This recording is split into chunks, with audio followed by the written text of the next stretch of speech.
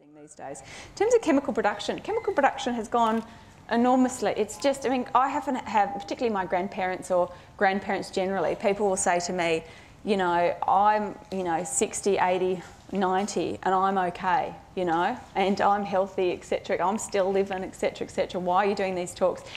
I often show them this. In terms of millions of tonnes of chemicals and the amount of chemicals on the market, our grandparents grew up with quite a few, but nothing compared to the low dose kind of products that we're actually seeing today. And that's the big one. Over 100,000 synthetic chemicals available on the market. 1,500 new chemicals produced this year. So it means every 6 hours a new chemical is actually produced. Do you think we can test them all? Not really. I'm going to talk about the law around that. In terms of personal care products, on average 12 personal care products a day. Just that first half hour when you get up exposes you to more than 160 chemical ingredients. Just that first half hour, if you're not conscious about what kind of products you're actually using. And we do live in such a chemical-laden kind of world in terms of personal care products and cosmetics for women. And men are exposed to half because they only use half of personal care products. I'd say it would be less for my partner, who probably wouldn't even do that these days, particularly on the weekends. The crux of it is the chemicals and the law. A really significant one is the law allows for a certain amount of acceptable risk. This is the guts of it. We don't operate on a precautionary principle. We don't test all of our products. We don't test all of our ingredients before we put it on the market. It makes sense to do that. It would really slow down production though. We operate on a proceed until danger is proven, pretty much.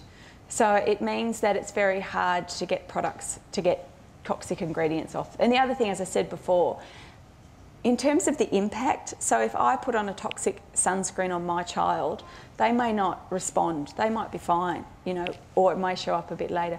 Immediately I might put it on another child and they'll get eczema straight away, for example. Our bodies are all metabolise chemicals differently. We've all got different thresholds, and it's very hard to find cause and effect in that sort of a context. Does that make sense?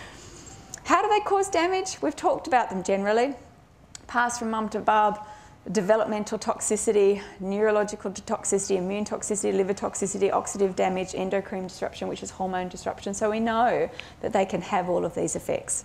We also know that we're living in a really pill-popping society, particularly when we're looking at medications. We have over 2 pills taken per day per person in Australia. I wrote a chapter in this book called Parenting with Pills, because I really wanted to challenge this whole idea of why are we having more pharmaceutical company or pharmaceutical drugs than any other time in history.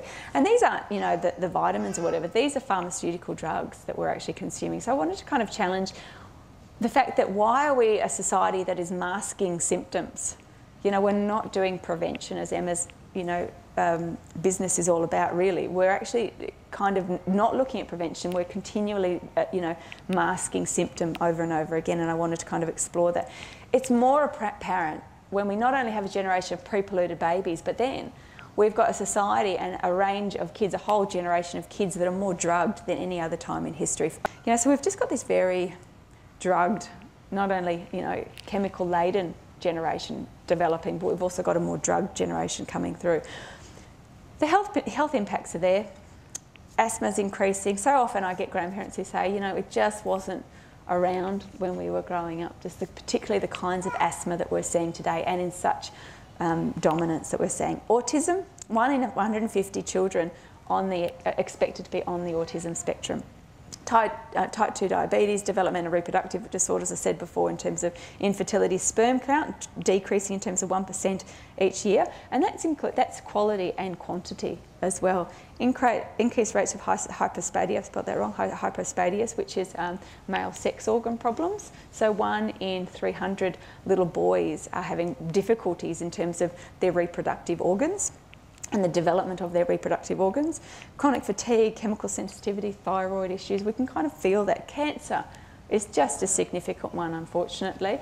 People will often say to me, but we're living longer than ever before. And I would probably say back, we're not living healthier than ever before. We've got all this incredible, amazing knowledge, and yet we're not necessarily living healthier. This is what Schlosser says about it. I think I love this quote. It says, as a population, we eat more processed, preservative and additive-packed, low-nutrient foods and drinks than any other time in history, and more foods in general. That sort of makes sense. That's so what's going on. You know, and particularly when you go to the States and the research we do in the States.